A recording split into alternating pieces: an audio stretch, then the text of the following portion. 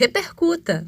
Uma das ideias mais recentes que tive aqui no Repercuta e que costumo ver em outros veículos, em outros canais, até podcasts inclusive, a gente tem muito aqueles conteúdos de análise, né? Analisando fulano, analisando uma pessoa, um músico, isso dentro de cada nicho, né? Eu quis fazer algo nessa linha, mas a ideia não é traçar um perfil definitivo da baterista, do baterista, da percussionista ou do percussionista aqui no Repercuta. A minha ideia é falar um pouco sobre o estilo, sobre a tocabilidade, sobre um pouco da trajetória de bateristas que eu tenha visto o show. Essa é mais uma série aqui no Repercuta Podcast. O estilo de quem abre essa série, como você já viu aí, é o Carl Wennberg. Gravo esse episódio por intermédio do show do A-ha. Eu resido em Recife, não sei de que cidade você está me escutando, mas o A-ha tocou aqui, inclusive fez uma turnê em 2022 aqui no Brasil, passando por vários estados, por várias cidades, e eu estive lá no show aqui em Recife, e como eu sou um cara que não dou um pulo no show, passo o show todo vendo a performance mesmo, e com atenção especial, obviamente, a bateria e a percussão. Eu abro agora essa série aqui no Repercuta Podcast. Eu vou falar um pouco sobre o Carl Wennberg, ele que está à frente das baquetas do A-ha.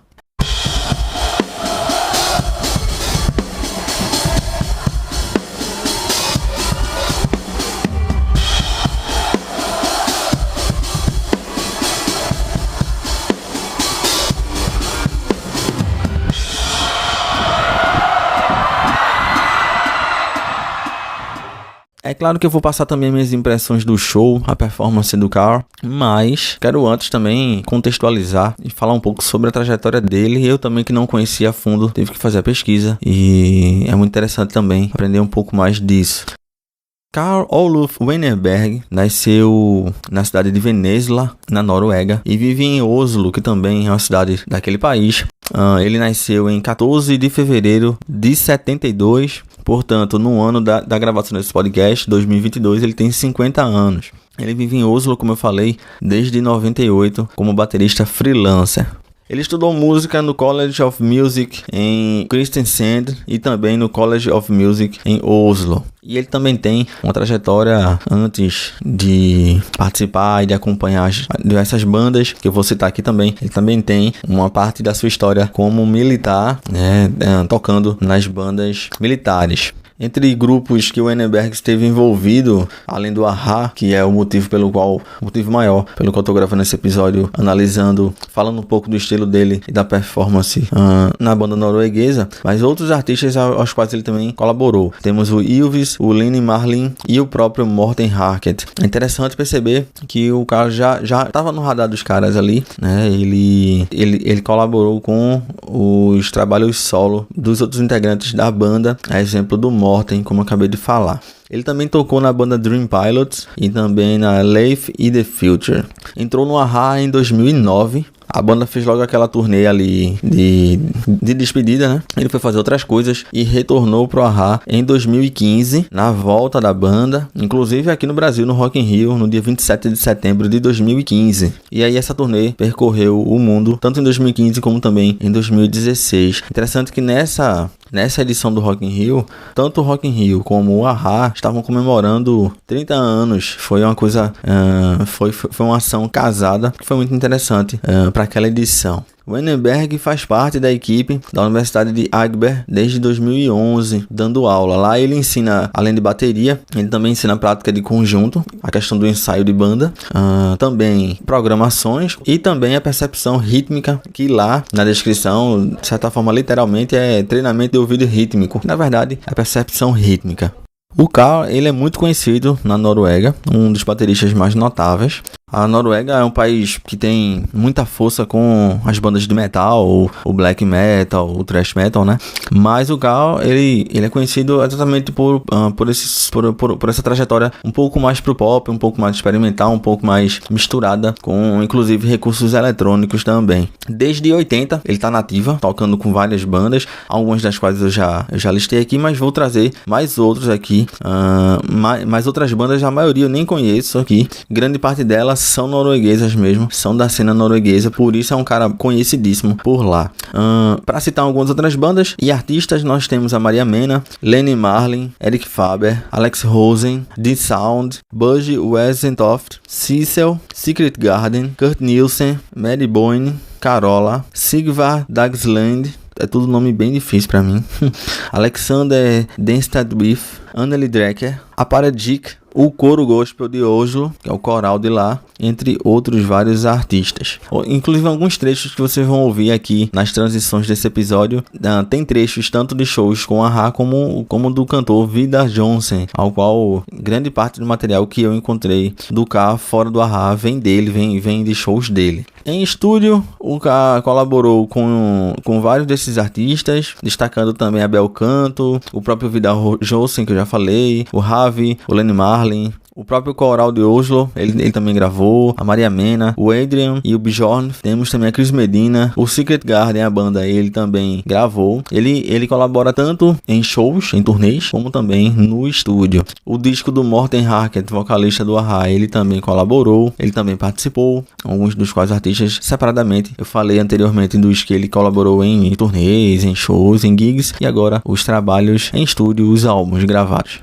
Já as aparições em DVD e na TV, a gente inclui vários desses artistas também, com destaque para Secret Garden, as performances do Morten Harket, Jessica Folker, o coral de Oslo, que tem muito destaque, a cantora Lutricia McNeil, Ylvis, e participando inclusive de programas conhecidos e famosos por lá, a exemplo do NRK, o canal TV2, o Sami Grand Prix, o evento, e também na TV Norge. Ele também é maestro e no seu currículo a gente tem o 30º aniversário da KKV em 2004, ele regeu. Temos também o trabalho com Alex Rosen em 97 e 98 e também com a Carola Hagsvitz, não sei se é assim que fala, inclusive a grafia tem aquele trema acima do A, que eu não sei como é que se pronuncia. Com a Carola ele colaborou em 2006. O Cal também tem um curso que se baseia na abordagem física e domínio do ritmo. É praticamente, pelo que eu percebi, pelo que eu li, pelo que eu estudei, é algo que vai além da percepção rítmica. É uma coisa mais beirando a física mesmo e como o teu corpo reage aos sons, às batidas, nesse caso,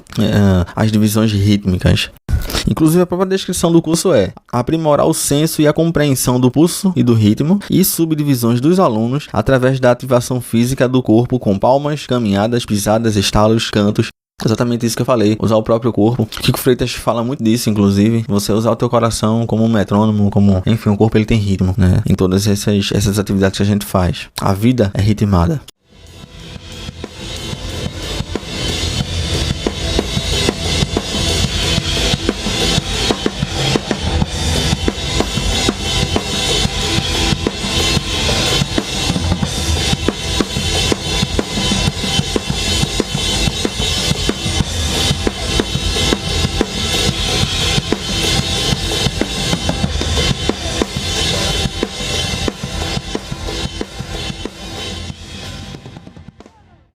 Entre apresentações emblemáticas como a Ra, a gente destaca o Rock in Rio de 2015, que eu já falei, o Prêmio Nobel, também em 2015, que foi realizado na Noruega, o a-ha se apresentou, e também o MTV Unplugged, o Acústico MTV, em 2017, além da turnê que começou em 2018. Eu vou falar um pouco porque eu encontrei um vídeo ao qual ele descreve bem o set dele, que é o set que eu vi aqui no Recife, aqui no show, e que vem se estendendo.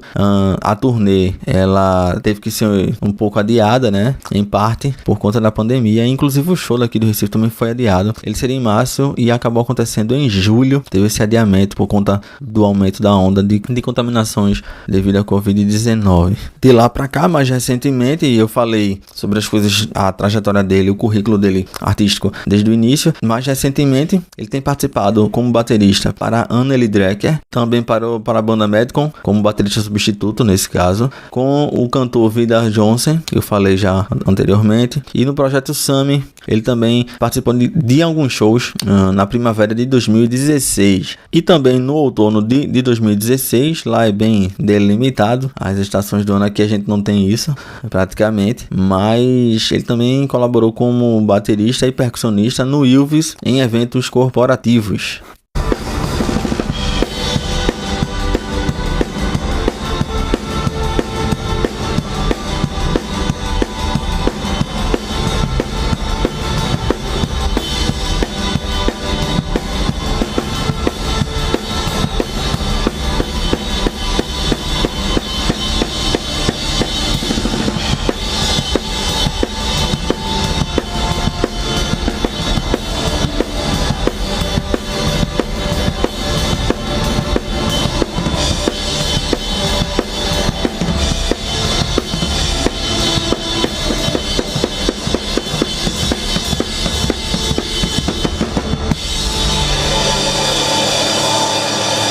Agora eu falo um pouco mais sobre a entrada dele no a-ha. Ele entrou na banda em março de 2009. Eu falei anteriormente que ele já tinha trabalhado com o Morten em projetos solo. E ele também trabalhou com o Megs, que é o tecladista da banda, no álbum solo dele, o intitulado A Dot of Black in the Blue of Your Bliss, que foi lançado em 2008. Então ele já é do convívio dos caras há bastante tempo. Inclusive, abre aspas para o Carl, ele fala um pouco de como foi essa gravação do disco do Megs. Ele diz: ele nos convidou para sua casa na França e basicamente gravamos o álbum em 2 semanas. Observar o seu trabalho é sempre demais.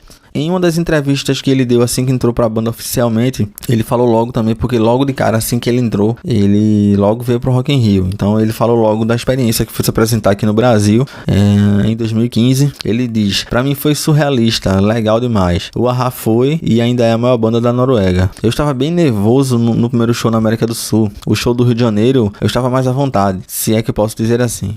Mas agora eu vou entrar no set do Carl Wennberg, falar um pouco de como ele monta as coisas. Isso sempre me chama atenção na bateria, como a montagem de cada um, é a peculiaridade de cada um. E você pode tirar o mesmo som, inclusive, de baterias diversas. Isso pra mim é muito interessante. E isso traduz, de fato, que é a personalidade do cara que tá materializada ali. O modo, a altura das coisas, por que ele gosta de um jeito, por que ele gosta de outro. É uma das coisas que mais me chama atenção, inclusive, quando eu vou ver qualquer show, qualquer apresentação musical. Tento, inclusive, muitas vezes curtir mais o som e curtir mais o ambiente. Acho que consigo curtir também, obviamente, e curtir tudo da melhor forma, mas não tem como, assim, por ser baterista, você sempre vai ver por dentro desse sistema, digamos assim, né? Então, vou detalhar um pouco o set do Carl. Inclusive, eu vou deixar também na descrição um dos vídeos que me ajudou para montar esse conteúdo. Aliás, todos os links que eu utilizei, para aqui eu reuni tudo que encontrei condensado aqui nesse episódio do Repercuta. Vamos lá.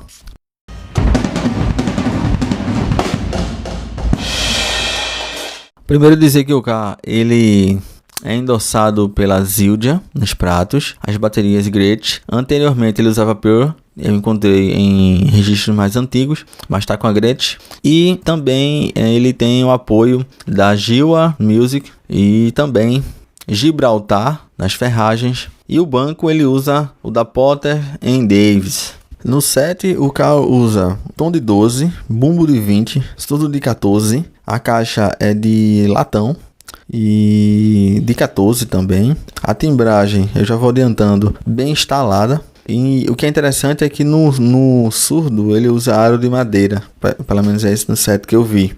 O que é legal, né? Você tem ali os dois recursos do aro de metal ali que é o que normalmente vem na bateria, e o surdo exclusivamente tem esse aro de madeira, é outra timbragem, tanto para pele, né, tanto para tensão da pele, como você usar o som do rinchote ali e o som do próprio aro dos tambores. Na caixa, a peça dela ser de latão, em brass, no caso, né, ele usa o aro é de metal mesmo. Ele usava Pearl, como eu já falei, hoje está com a Gretsch, além da Gretsch e da Zildjian nos pratos, e eu já falei da Gibraltar. Ele também usa Pandeirola LP, usa aquele chuveirinho no prato de condução também, e usa também um anel de Pandeirola para colocar na caixa, que eu acho muito massa, aquele som, acho muito legal mesmo, da marca BFSD, é o ringue de Pandeirola, no caso, de 14. O tom não é acoplado no bumbo, ele é num instante também separado, o bumbo fica solto. Inclusive um set até reduzido. Em uma entrevista que eu vi dele também, ele explica que é bastante simples, não tem nada super experimental no set dele. Isso se conecta até com a forma dele tocar também e com a proposta do a-ha também. Eu falei do banco que ele usou da Potter Davis.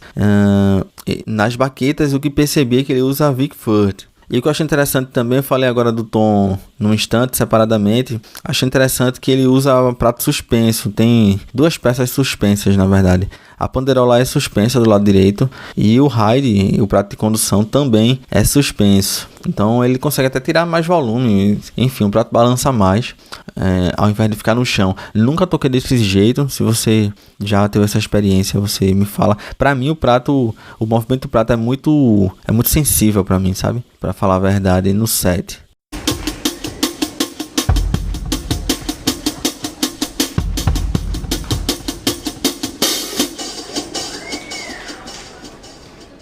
Nos pratos ele usa Zildjian da linha K. Acredito que tudo de liga B20. A linha K é tradicional da Zildjian. E o chimbal, inclusive, eu não sei se é uma marca diferente. Eu não sei se é apenas a impressão no prato, mas ela tem uma letragem diferente. Parecia ser um prato mais antigo. O chimbal uma linha mais antiga. O que é interessante é que ele não usa timbres eletrônicos nativos, digamos assim, dos pads, de um SPD-SX, por exemplo, da Roland. Ele tem as programações ali, até porque muita coisa do A-Ha foi feita com bateria eletrônica e ele vai tocando por cima. Ele até explica, nesse vídeo que eu encontrei, ele já chegou a explicar, inclusive, do desafio que é fazer as baterias acústicas nas músicas do A-Ha, que originalmente só tinham beats, né? Só tinha bateria eletrônica. E uma das coisas que ele falou logo de cara é que é importante perceber, ter a noção de que ele tá ali para seguir a banda. Na verdade, quem protagoniza são os teclados, a voz do Morten, principalmente também. E ele é mais aquela coisa do groove, e isso vem do estilo dele também. É um baterista mais do groove, mas ao mesmo tempo que tem muito peso. Eu percebi no show que quando é para fazer uma virada, ele não banaliza a virada. Quando é para fazer uma virada, é a virada, assim, a coisa assim do cara apareceu, olha ele aí. E ele volta pro groove. E tem músicas, inclusive, que o beat ele protagoniza por cima da bateria. Inclusive a bateria fica ali como em segundo plano, digamos assim. Ainda no set do carro ele usa uma mesa de som particular, onde fica dedicada ali para ele, e nela ele explica que ele pode colocar os backtracks, que já tudo amarradinho no clique do metrônomo, e uma outra configuração nessa mesma mesa. Ele tem duas configurações. Nessa primeira configuração é isso que eu falei, e na segunda ele consegue deixar um pouco mais solto, inclusive para deixar um pouco mais assim, com menos clique e tudo, para ele poder com menos elementos, na verdade, nos backing tracks, para que ele possa enfim, em algum momento ali ele interagir com o público. Tem um momento que ele estica um pouco a música de acordo com o feeling do momento. Ele usa essa segunda configuração para isso, fazer para chamar o público para bater palma. Eu vi muito isso no show, inclusive chama a banda, isso de acordo com o feeling do show, do público ali naquele momento. Isso do lado esquerdo. Do lado direito, após os pratos, ele também usa um dispositivo que só tem um botão, na verdade, que é o botão de início e fim das músicas. Então a banda escuta, quando vai começar a próxima música, ele ativa rapidamente ali para o pessoal já saber que está entrando na próxima música, ou que encerrou, porque ele não vai fazer mais nada naquela música. Tudo amarradíssimo.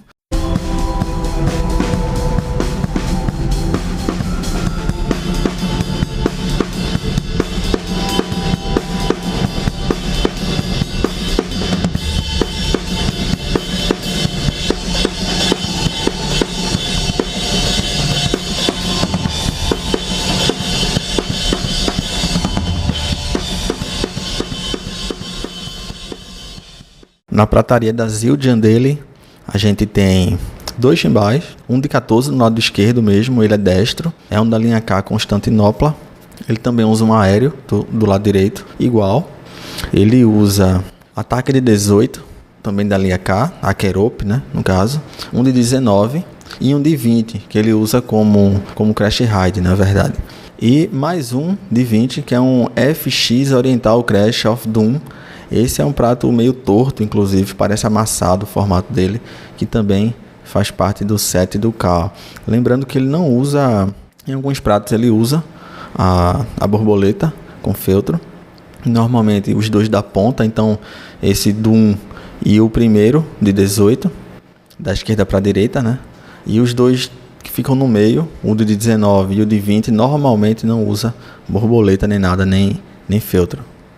Em alguns sets ele usa um bloco de madeira no bumbo, como o Cobel ali, ele usa um bloco do grave, ferragem Gibraltar. Em outro set, que foi o set do acústico da MTV em 2017, além disso tudo, ele ainda usa alguns molhos de percussão, percussão de agitação para fazer efeito, xilofone, marimba também do lado direito, e também 4 sinetas, que parece aquele sininho de hotel que ele também usou na gravação do Unplugged da MTV.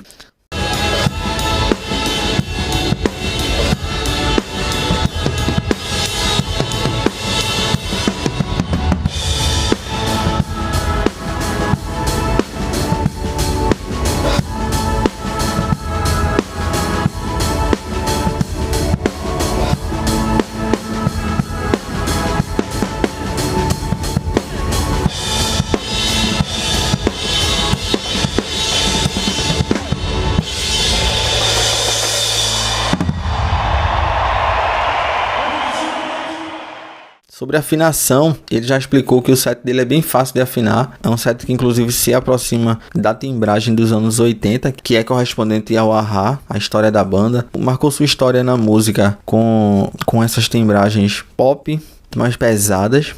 O a-ha tem muito disso. E o Carl pensou nisso no momento de entrar na banda. Outra coisa interessante dele é que da performance mesmo, ele meio que canta quando vai entrar numa música ou terminar, ele meio que canta para os integrantes os tempos ali. E isso vem muito, inclusive, da origem militar dele. Na época que ele tocava nas bandas militares, ele era um dos primeiros do pelotão, então ele tem que indicar para o restante dos soldados o momento de transições, né, nas performances. Seu técnico de bateria se chama Rob Allen, é seu road também.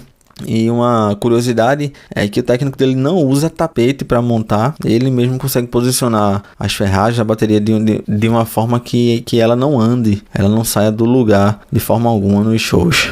Mas agora que eu já falei um pouco do set que ele usou nesse show, eu encontrei também sets anteriores dele que eu também queria detalhar aqui, porque demonstra um pouco da transformação ao longo do tempo. O set mais antigo que eu encontrei dele, ele usava um bumbo de 26, hoje ele usa um de 20. Ele usava a caixa de 14. O tom era um pad eletrônico em que ele usava, com a timbragem específica, também de 14. E o surdo de 18. Ele também usava a bateria trigada com equipamentos da Yamaha. Depois, mais na frente, eu quero também fazer um episódio falando de trigagem da bateria. Chimbal de 14, um ataque de 18, a condução ele usava um split ride de 21 e os pedais na época da DW. Em alguns shows do a-ha, ele também usava uma caixa auxiliar do lado esquerdo, mas retirou, inclusive nesse show ele não usa também, esse show aqui em Recife que eu assisti, que eu tava lá. E nesse set diferenciado dele, esse set anterior, eu vi um detalhe maior num vídeo em que ele usa um tamborim do lado direito como um tom. Para ele, o que eu tô querendo dizer é que para a timbragem do Carl, esse tamborim, apesar de ser menos agudo do que um rotontom do forró, digamos aqui, naquele contexto esse tamborim soou super agudo como um rontontom, na verdade. Eu vou deixar até um trecho aqui para você sacar. A gente tá acostumado também a ter o tamborim apenas na dinâmica do samba, e claro que é onde tem a sua maior, a sua potencialização no uso, mas também achei massa o jeito como o Carl usou. O trecho que você vai escutar agora é ele acompanhando o artista norueguês Vidar Johnson, que eu já falei tanto aqui nesse episódio.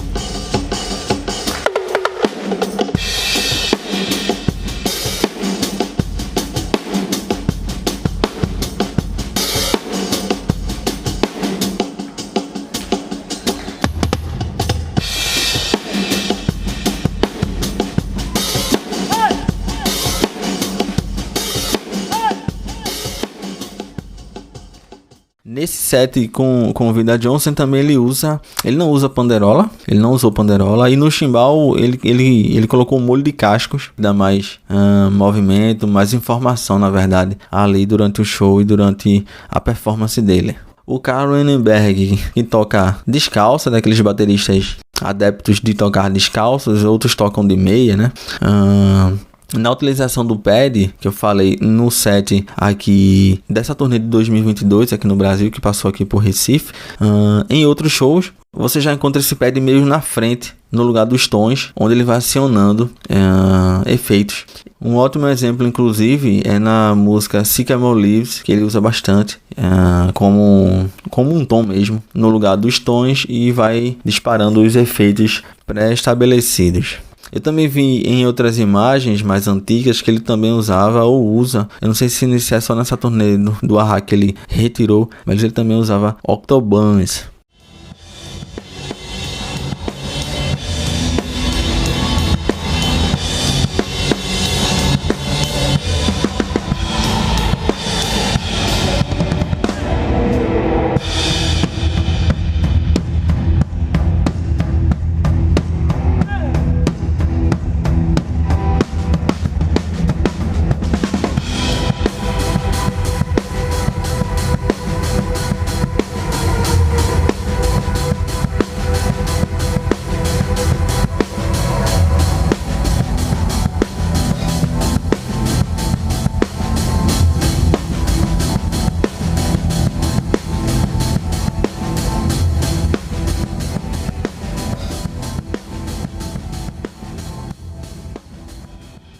No set, o Karl também costuma usar o famoso mungel, muito útil, corta harmônicos dos tambores e também contribui para essa sonoridade mais médio-grave.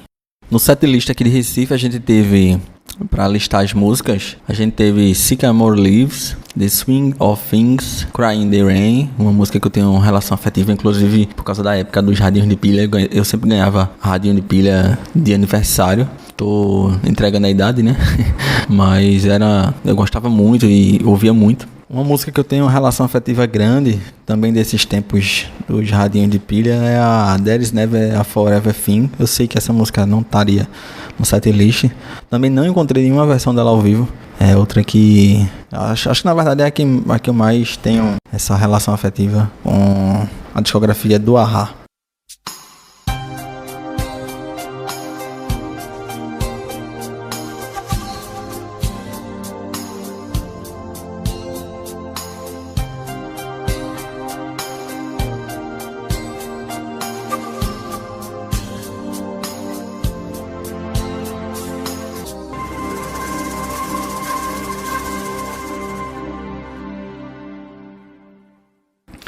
Forest for the Trees, Train of Thought, Hunting High and Low, outro clássico, The Blue Sky, Living a Boy's Adventure Tale, The Sun Always Shines on TV, And You Tell Me, Love is Reason, I Dream Myself Alive, Here I Stand and Face the Rain.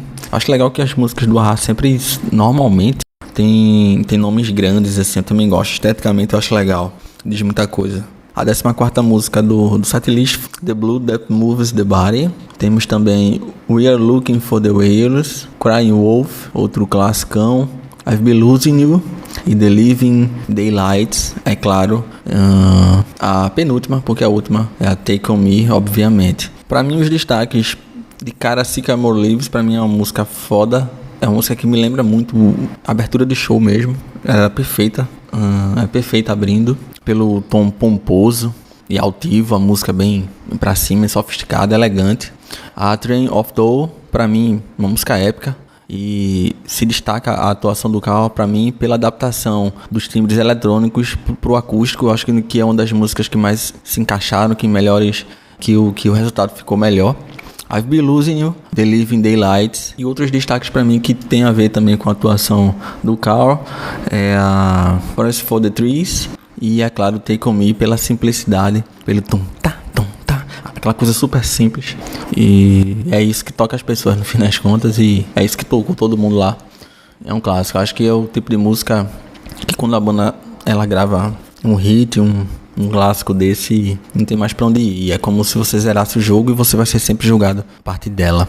Acho que são essas são os destaques pra mim do show. O Ahá tocou aqui no Brasil, veio pro Brasil pela 4ª vez. Eles tocaram em 91, 2010, 2015 e 2022, que é o ano de gravação desse episódio do Repercuta Podcast. 2015 eu lembro bem de conhecidos, amigos, eu tava na faculdade na época e uma galera foi, eu lembro bem disso. E em 2022 agora eu tive a oportunidade de conferir ao vivo. O que é que eu posso falar sobre o que vi no show?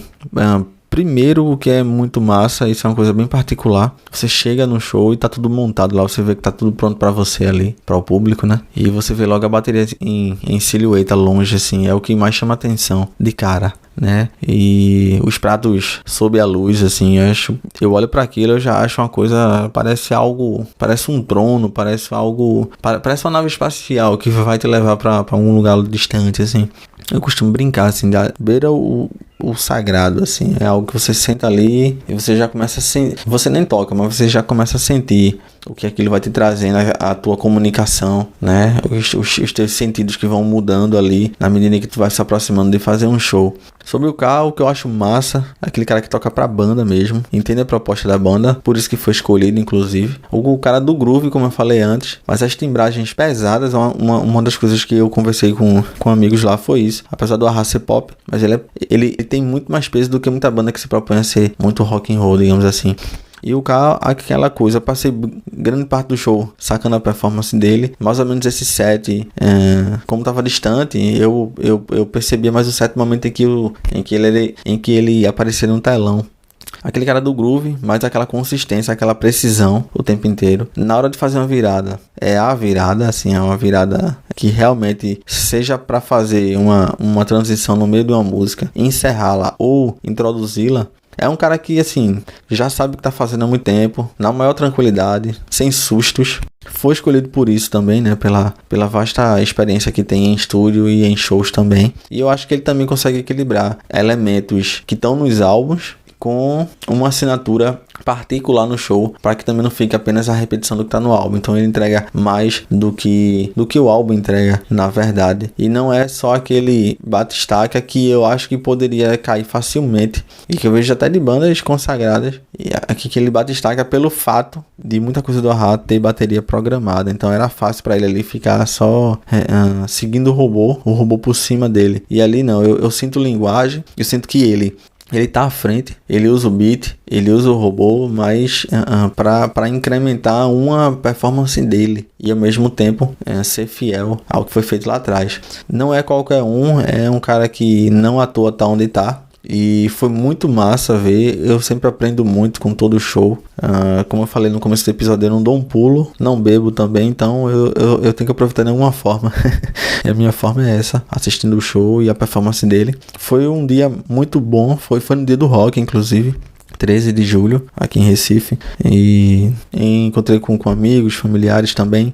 Foi um dia que você volta para casa aprendendo, você volta acreditando na música mais ainda ao ver os shows. Esse foi, na verdade, o meu segundo show internacional que vi. O outro, na época, o Repercuta ainda não existia. Foi em 2019, o show do Slash, numa turnê solo. E espero ver mais shows, não só internacionais, mas nacionais também. E com certeza as minhas impressões das performances dos bateristas pra cá, pro Repercuta também. Tudo gera conteúdo, tudo gera reflexão, a gente aprende, e o interessante é aproveitar tudo da melhor forma possível. Interessante do Carl que, ao mesmo tempo, não sendo a proposta da banda ele ser protagonista, os três são, né? Ele acompanha a banda, ele não é um integrante oficial, assim como os outros integrantes, o baixista e o outro tecladista, mas ele consegue ter o espaço dele, chamar a atenção dele. Eu costumo dizer que não tem como você ser baterista, você tocar bateria e não ter uma grande atenção em cima de você, simplesmente pelo instrumento primeiro, né? É bateria, não tem como você deixar de lado. Então, essas foram as minhas impressões da performance do Carl Reneberg em um dos shows, abrindo mais uma série aqui dentro do Repercuta. Eu que já tenho uma série sobre empreendedorismo, os bate-papos, os episódios temáticos também, que continuo trazendo. Entrevistas são um pouco diferentes dos bate-papos, porque eu meio que já envio as questões para o convidado ou para a convidada. E tem também os episódios que são mais reflexivos, que eu falo mais de mim, da minha trajetória, e é muito interessante dividir tudo isso. Agora você tem mais uma série aqui no Repercuta, eu falei do estilo de Karl Weinberg, baterista que acompanha o A-Ha e que viu o show em 2022. A gente se encontra, a gente se escuta no próximo episódio do Repercuta Podcast. Um abraço.